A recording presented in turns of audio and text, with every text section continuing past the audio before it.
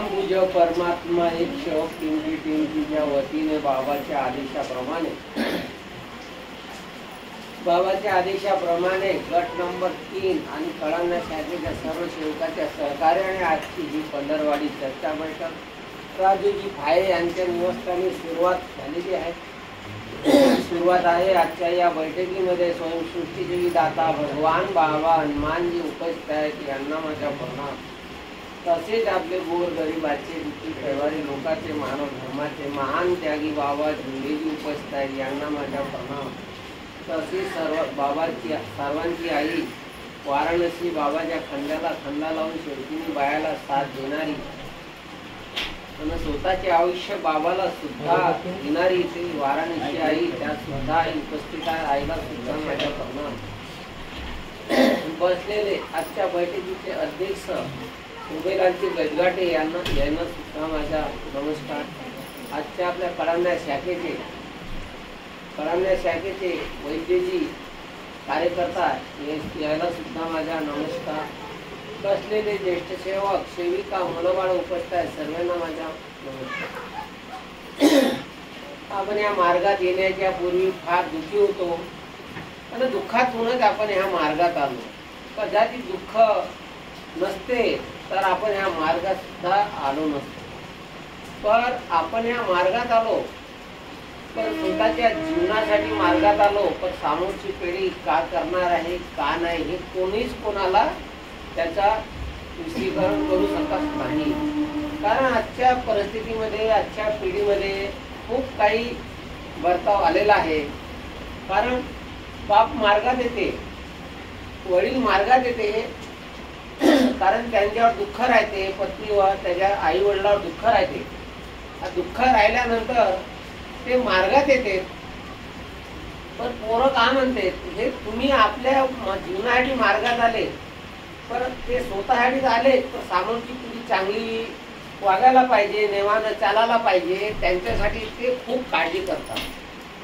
परंतु आजकालची मुलं ऐकत नाही आणि खूप विचाराची गोष्ट आहे। त्याला असू द्या, तर भगवंत त्या मुलांना सबुद्धी देईल असं सुद्धा मी त्या परमेश्वरापाशी अर्जी करतो।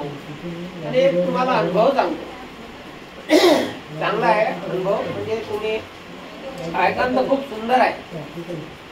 आणि एक सेवक होता, पुराणे सेवक आहे, माझ्या अगोदरचे पण सेवक आहे। तर पहा, ते सेवक त्या सेवकाच्या घरी एक मुलगी जन्माला आली। आता ते मुलगी जन्माला आली, आता ते कशी आली ते समोरचा विचार आहे आणि तो पहिलेचा पण आहे। ते मुलगी रात्रभर झोपत नाही आणि दिवसानं पण झोपत नाही। सांगा, ते मुलगी कशी का त्या परमेश्वरानं त्या भावंकर घराण्यामध्ये जन्माला टाकली, ते परमेश्वर त्या गोष्टीवर ज्याने तर मुलगी जन्माला आली तर त्या बाईची तब्येत खराब झाली। डॉक्टरने म्हणलं सर्व चांगलं आहे मुलीचं, मुलगी पाहिली तर काय 1-1.5 किलोची कातर होती, मुलगी चांगली आहे, सुट्टी घेऊन घ्या म्हणे। आता तिला घरी आणली तर तिच्या आईची तब्येत खराब झाली। आता डिलिव्हरी झाल्यानंतर ते आईची तब्येत खराब झाली, ते आई दवाखान्यामध्ये भरती। त्यांना एवढा विचार आला, एकटाच मुलगा करण्यावाला वडील होते, मरण पावले पहिलेच, बहुत दिवस झाले त्या गोष्टीला। आई होती आणि एक बहीण आहे। तर पहा, खूप विचार आला त्या मुलाला। विचार आल्यावर भगवंताले ना दिवा लावू शकत ना ज्योत लावू शकत, तर कसं करायचं? डॉक्टरनी सांगितलं हे 8 दिवसाची साथी आहे, 8 दिवसाची साथी आहे। आता तो घाबरला पुरा आणि त्याच्या परिवाराने सुद्धा घाबरून गेले। त्यांनी त्यांचे काही ओळखीचे असन कोणी नर्स वगैरे, डॉक्टर वगैरे, त्यांनी ते डॉक्टर सुद्धा आणले दवाखान्यामध्ये आणि त्यांनी बी सांगितलं का हे 8 दिवसाची साथीदार आहे, त्याच्यानंतर हे काही वाचणार नाही। तर पहा, त्याला खूप विचार आला, सर्वांना नाही म्हटलं, डॉक्टरांनी हात टेकून दिले, तर आता कसं करायचं? त्यांना आपल्या मनामध्ये विचार केला जातो.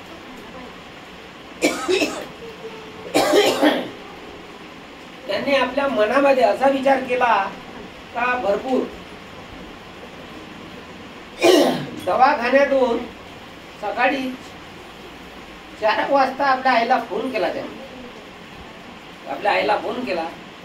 म्हणते, आई मी घराकडे येत आहो, पण मी का करणार आहो, तू मला काहीच म्हणायचं नाही.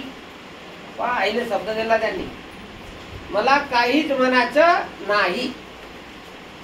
तर त्यांनी शब्द दिला आणि आला, आंघोळ केलं, परमेश्वरापाशी दिवा लावलं आणि एक अगरबत्ती लावलं, ज्योत लावलं का तर मला आठवत नाही. आणि भगवंताला विनंती केलं का म्हणते, बाबा हे माझी पत्नी असन तर हे मला पाहिजे. अगर हे तुमची जरी तुम्हाला जरी न्यायची असेल तर तुम्ही सुखरूप तिला घेऊन जाऊ शकता. अगर काही माझ्या हाताने काही चुकी झाली असेल किंवा माझ्या पत्नीच्या हाताने चुकी झाली असेल किंवा माझ्या परिवाराच्या हाताने चुकी झाली असेल तर आम्हाला क्षमा करा, असं म्हणलं त्यांनी. आणि तेथून उठला. त्यांचा साडा होता, साड्याला म्हणते, चाल माझ्या संग. तेथून निघाला तर डायरेक्ट भवनामध्ये गेला. तर भवनामध्ये गेला, भवनामध्ये बी तेच शब्द ठेवले त्यांनी. तिथेही परमेश्वराला सांगितलं का माझ्या हातानं, माझ्या पत्नीच्या हातानं, कदाचित माझ्या परिवाराच्या हातानं काही चुका झाल्या असतील तर भगवान बाबा हनुमानजी, महान त्यागी बाबा चिमणीजी आम्हाला क्षमा करा. तेथून उठला आणि नाही, त्याच्या अगोदर आई म्हणाली, आता तू कुठे चालला. आई चूप म्हणते, आई कधी मी का म्हटलं होतं तुला का बोलायचं नाही. ठीक आहे, आई चूप राहिली आणि तो तेथून निघाला भवनात गेला. तेथून निघाला मोद्याला गेला.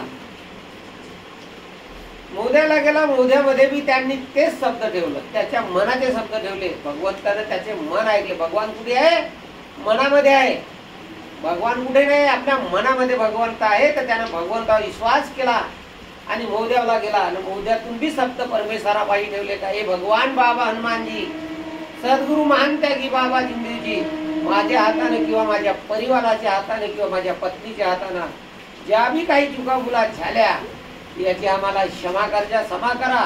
अगर आमची असेल तर आमच्यापाशी ठेवा, तुमची असेल तर तुम्ही घेऊन जा. त्यानं भगवंतापाशी शब्द ठेवले. तेथून गाडी काढली, तेथून प्रणाम वगैरे केला, विनंती केली, जे बी काही केलं असं. तेथून निघाला तर अर्ध्यापर्यंत आला. डॉक्टरचा फोन आला. त्याला डॉक्टरचा जसा फोन आला तर याची पंढरी घाबरली. आता माझी पत्नी गेली.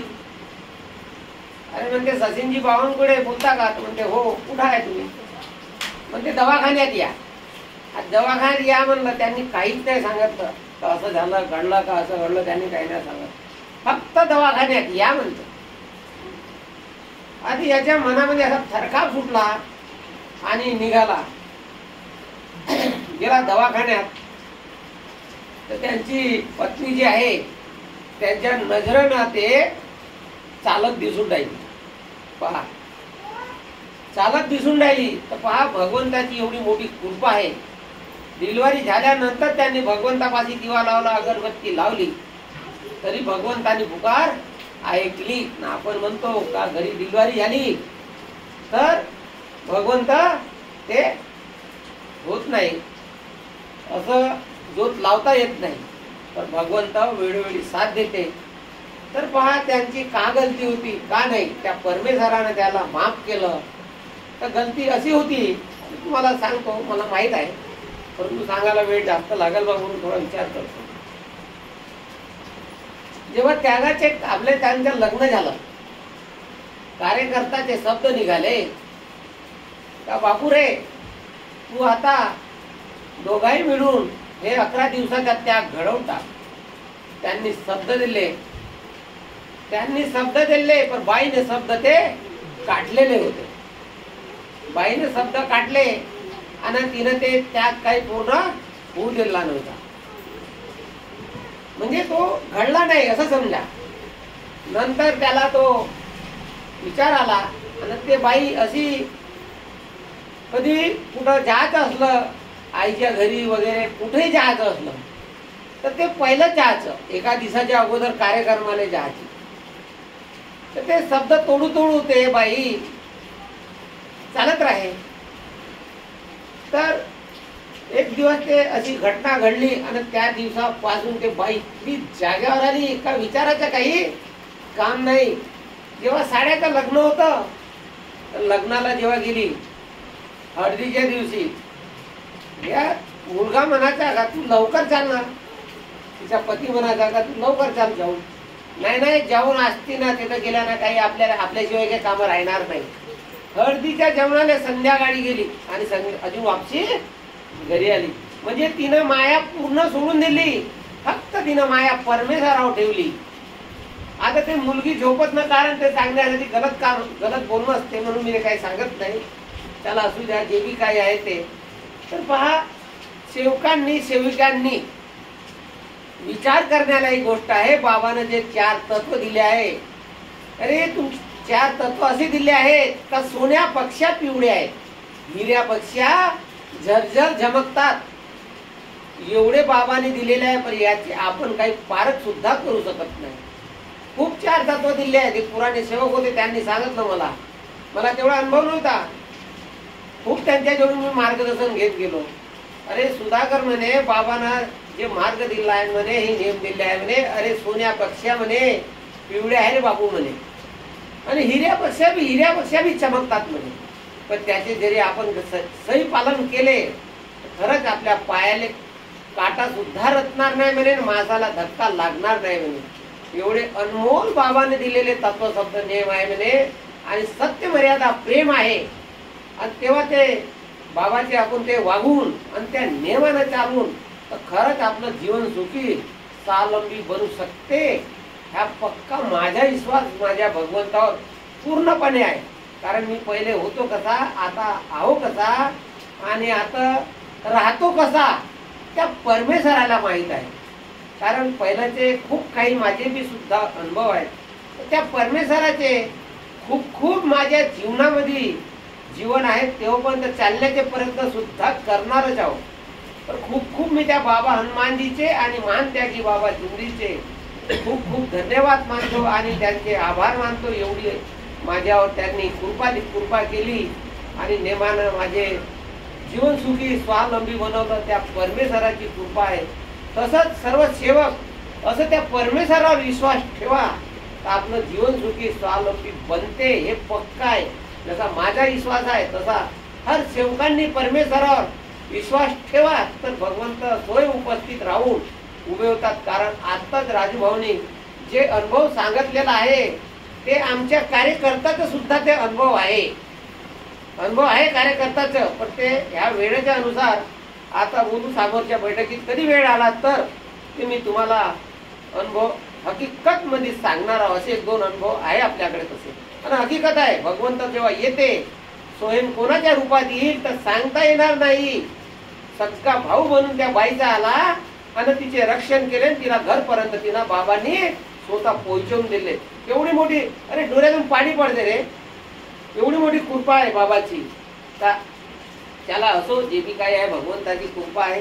काही माझ्या हातानं काही माझ्या परिवाराच्या हातानं कदाचित मुलाबाळांच्या हातानं काही भूलचूक झाल्या तर याची आम्हाला भगवान बाबा हनुमानजी आम्हाला क्षमा करजा. महान त्यागी बाबा जुंडीची क्षमा करजा आणि वाराणसी आई सुद्धा मला क्षमा करजा. आजच्या बैठकीचे अध्यक्ष ज्येष्ठ सेवक सेविका मुलं बाळ उपस्थित सर्व सुद्धा मला क्षमा करजा. सर्वांना माझा नमस्कार.